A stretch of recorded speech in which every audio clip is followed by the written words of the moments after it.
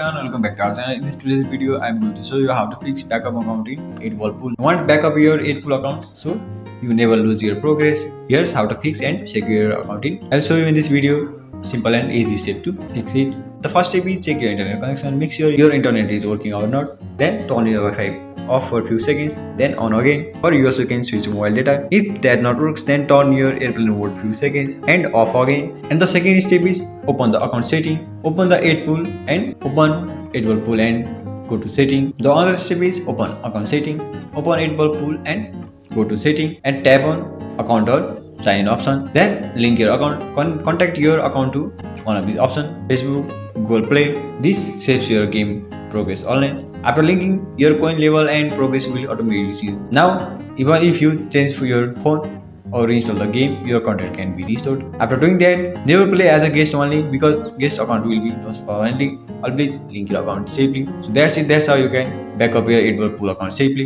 Thank you for watching this video. I hope this video helped you. Don't forget to like, share and subscribe for more helpful tutorials. Thank you.